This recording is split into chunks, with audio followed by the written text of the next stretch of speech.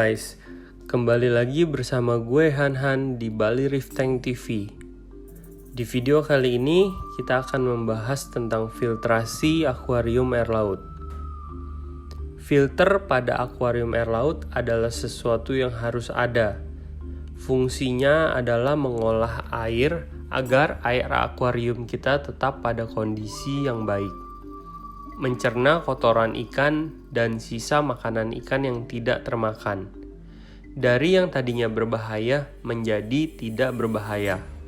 Atau filter dapat mencerna amonia, nitrit, nitrat hingga menjadi nitrogen. Di filterlah terjadi proses sirkulasi nitrogen. Macam-macam model filter akuarium air laut. Yang pertama, ada filter SAM. Ini jenis filter yang sangat disarankan untuk akuarium air laut. Kelebihannya adalah karena volume air di dalam filter banyak, sehingga suhu dan parameter air pada akuarium air laut kita akan lebih stabil.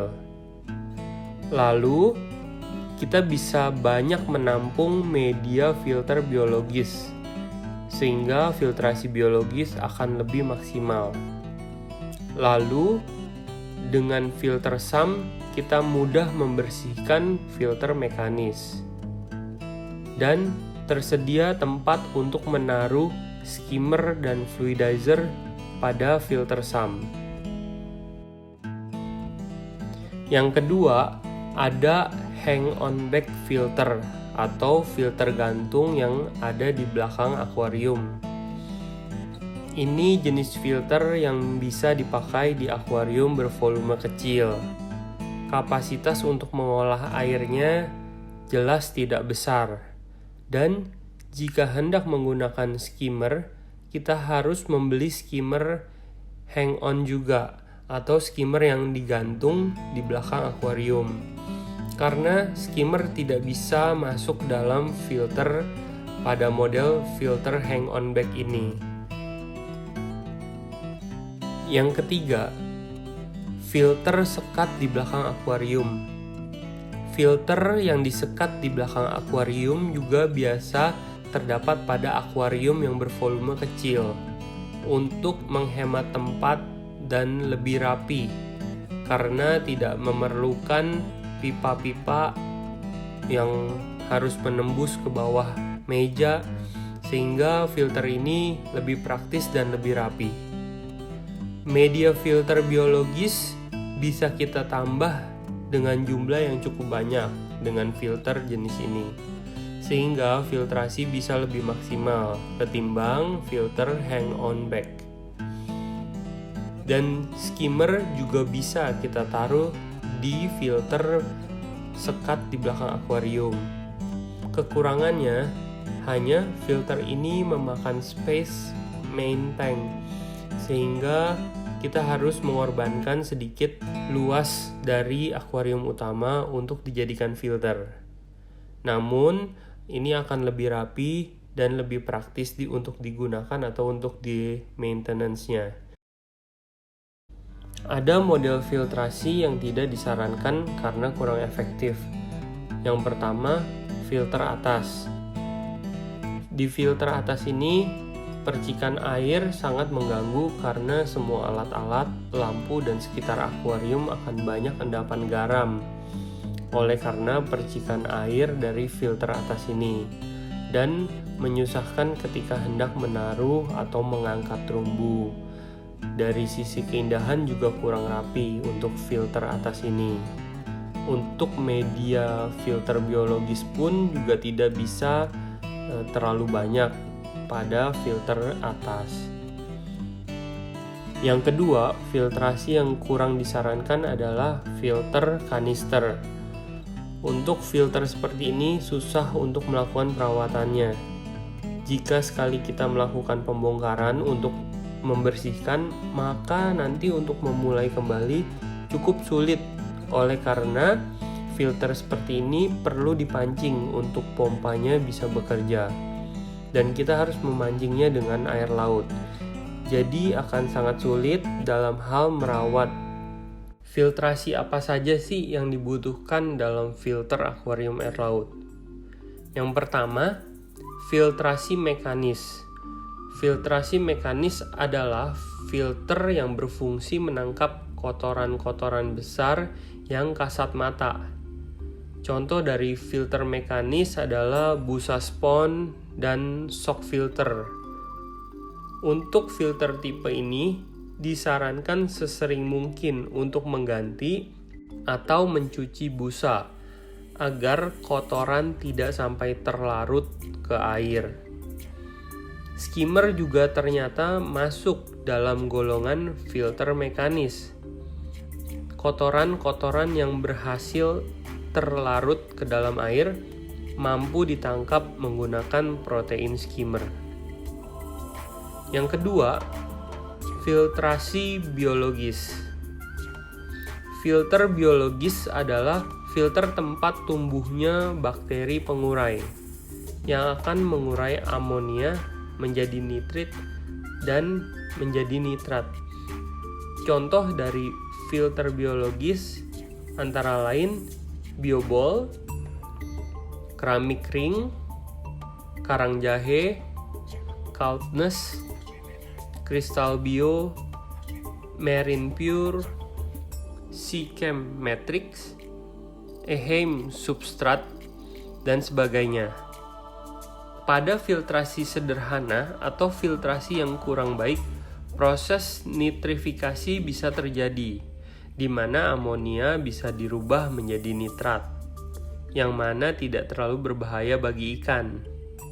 Namun, pada filtrasi yang memiliki media filter biologis yang bagus, berkualitas, dan jumlah yang banyak, maka proses denitrifikasi juga bisa terjadi, yang mana nitrat juga bisa dirubah menjadi nitrogen, sehingga kadar nitrat bisa senantiasa terkontrol pada nilai yang rendah. Batu karang yang kita pakai untuk mendekor akuarium juga berfungsi sebagai filtrasi biologis. Maka dari itu, semakin banyak batu karang yang kita pakai, semakin bagus pula kualitas air di akuarium kita. Di laut atau di alam, filtrasi biologis terjadi di batu-batu karang dan di dalam pasir di dasar laut. Yang ketiga, filtrasi kimiawi atau chemical filtration. Filtrasi yang ini biasa bekerja menyerap zat-zat yang tidak kita butuhkan di akuarium. Dan juga filtrasi kimiawi biasa dipakai untuk menjernihkan air. Contoh filtrasi kimiawi, yang pertama ada karbon. Karbon ini biasa dipakai untuk penyerap bau pada air, untuk menjernihkan air, dan mengangkat obat yang mungkin kita masukkan ke dalam akuarium. Biasanya hanya dipakai dalam jangka waktu pendek dan jika terjadi masalah saja pada akuarium kita. Yang selanjutnya, yang kedua, ada GFO. Contohnya GFO yaitu seperti Roapos. Ini seperti pasir coklat, dia berguna untuk menyerap kadar fosfat pada air akuarium kita. Jika fosfat kita tinggi, kita butuh menaruh GFO ini pada filtrasi kita untuk menurunkan kadar fosfat pada air akuarium kita. Kadar fosfat yang tinggi yang biasa menyebabkan terumbu tidak terlalu mekar dan pertumbuhan lumut yang sangat cepat. Sebagai tambahan, pada filter akuarium air laut biasanya ada yang namanya refugium yang diisi oleh makroalga dan disinari lampu. Nah, makroalga ini berguna untuk menyerap nitrat dan fosfat. Makroalga membutuhkan nitrat dan fosfat untuk bertumbuh dan bertambah banyak.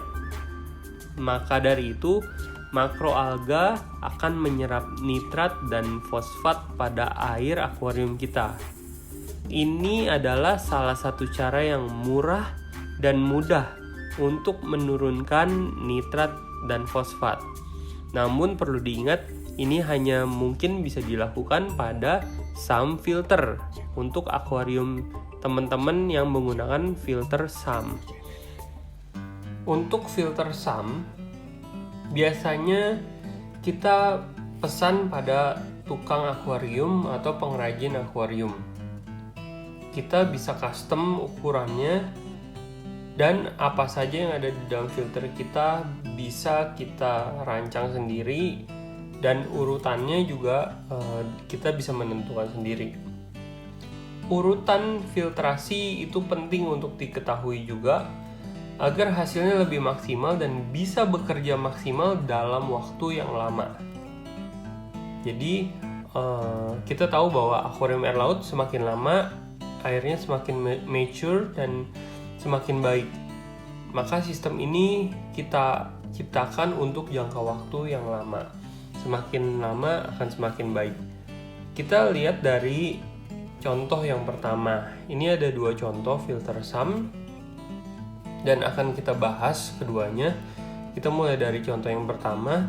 Contoh yang pertama ini air turun ke chamber pertama. Ini chamber pertama tidak ada apa-apa, kosong saja, nggak perlu lebar-lebar, dan ini diberi penutup agar gelembung-gelembung udara yang bisa menyipratkan air itu tetap di sini ya. Jadi lingkungan filter akan tetap bersih dari garam. Lalu ke chamber kedua ini ada skimmer. Skimmer ini seperti yang tadi udah dibahas bahwa ini merupakan filter mekanis juga.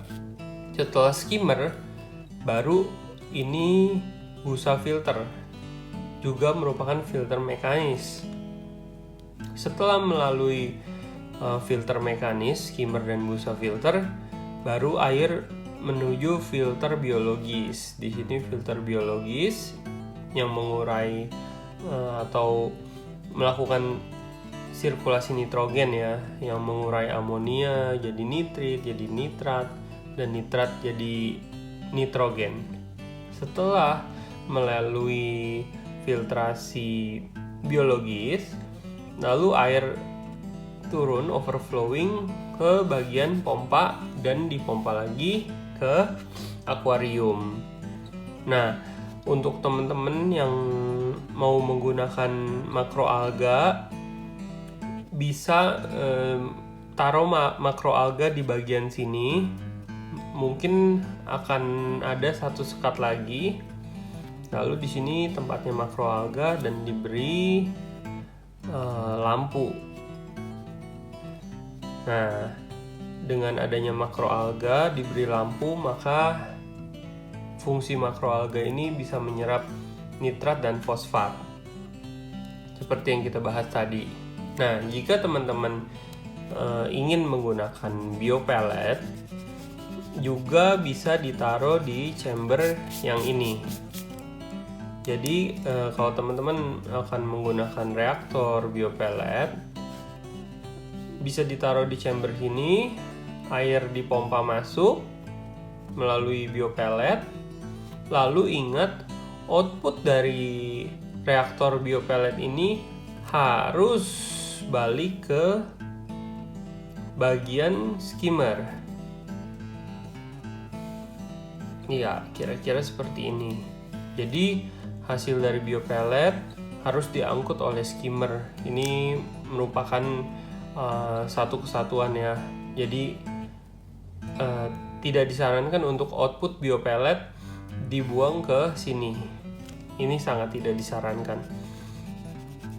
Nah, kira-kira seperti ini yang cara pertama dan yang saya rekomendasikan.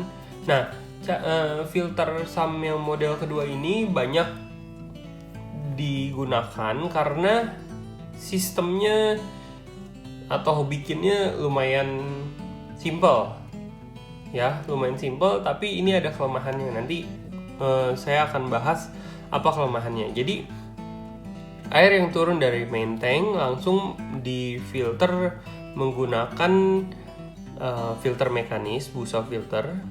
Ya, yang jelas ini bisa ditutup, tapi akan lebih mudah jika sistem ini ya. Jadi ini ditutup karena di sini tidak ada yang harus di maintenance. Yang kita ganti akan ini saja, busa filter ini saja. Nah, sedangkan ini busa filter mau diganti-ganti, kalau kita ada penutupnya ini juga ribet gitu. Oke, nah ini pertama dia akan melalui filtrasi mekanis. Setelah filtrasi mekanis busa ini, dia akan ke filtrasi biologis.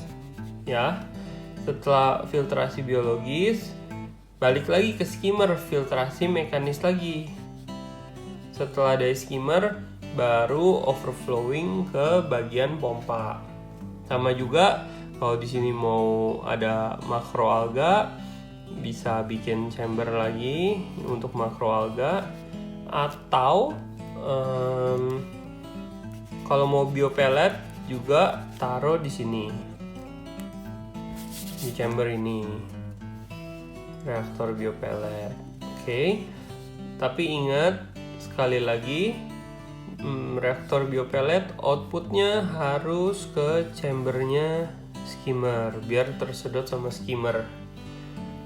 Ya, sudah. Nah, tadi saya bilang kenapa yang cara pertama ini lebih direkomendasikan daripada cara kedua. Ya, jadi begini loh. Cara pertama ini menurut teori yang saya pelajarin, ini akan menghasilkan lebih sedikit nitrat. Oh, kenapa? Kenapa skimmernya di depan sini akan menghasilkan sedikit nitrat? Kenapa skimmer di belakang setelah filtrasi biologis ini bisa menghasilkan lebih banyak nitrat? Jadi begini, kita sama-sama tahu bahwa sirkulasi nitrogen pertama dari amonia menjadi nitrat. Dan setelah nitrat, kalau terjadi denitrifikasi bisa jadi nitrogen ya. Nah, kita sama-sama tahu bahwa dari amonia jadi nitrat bisa menjadi nitrat. Kalau melalui sistem seperti ini, waktu air datang ke sini, maka saya pernah bagikan bahwa skimmer amat sangat efektif untuk mengangkat amonia. Nah, jadi begitu air turun, ketemu skimmer, amonia sudah diangkat sebagian. Lalu melalui filter biologis, di sini tinggal sisa sedikit amonia atau sisaan dari yang sudah tersedot ya. Lalu amonia itu berubah menjadi nitrit dan menjadi nitrat, maka jumlah nitrat yang dihasilkan tidak terlalu banyak lagi. Namun, di cara yang kedua ini, semua amonia atau kotoran dari sisa makanan ikan atau kotoran ikan turun, difiltrasi satu kali aja sama busa filter ini, lalu semuanya diolah. Semua amonia dirubah menjadi nitrit dan dirubah menjadi nitrat. Lalu baru keluar ke sini, kembali lagi. Ini skimmer tidak begitu efektif untuk mengangkat nitrat, tapi dia lebih efektif mengangkat amonia. Ya. Jadi, ya kita tahu sendiri hasil semua amonia yang masuk semua menjadi nitrat pada proses pertama ini. Lalu hasil keluarnya maka nitrat dalam jumlah yang lebih tinggi. Maka dari itu saya sarankan filtrasi mekanis, yaitu busa filter, juga skimmer. Ini dulu, lalu baru filtrasi biologis. Ya, kalau ini kan filtrasi biologis dulu, baru ketemu sama skimmer.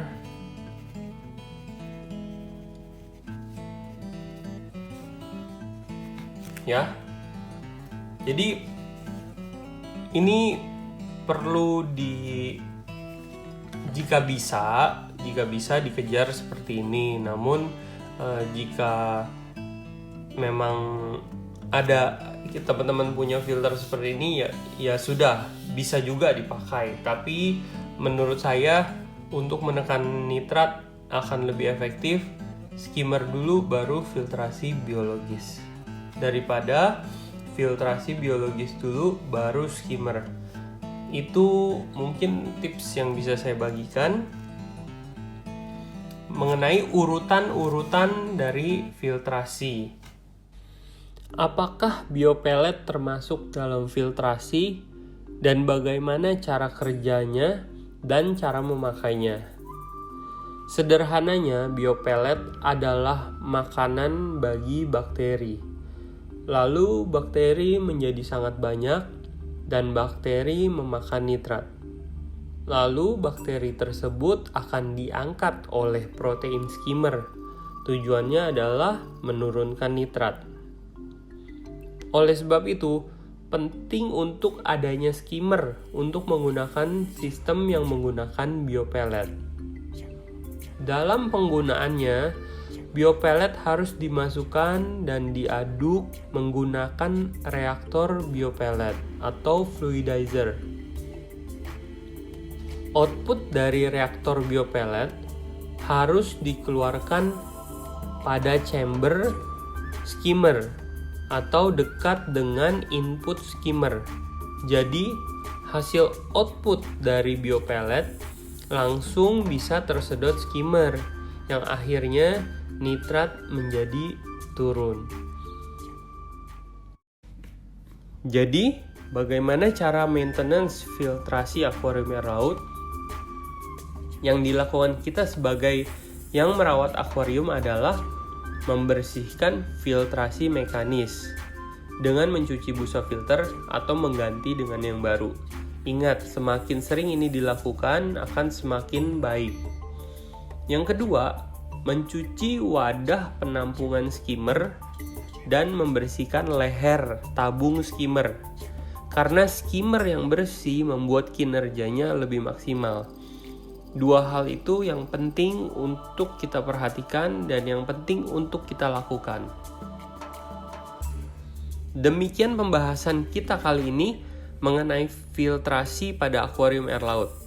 Semoga pembahasan ini bermanfaat bagi kita semua dan semakin maju akuarium air laut di Indonesia. Jangan lupa like dan subscribe ya. Sampai ketemu di video selanjutnya. Happy reefing!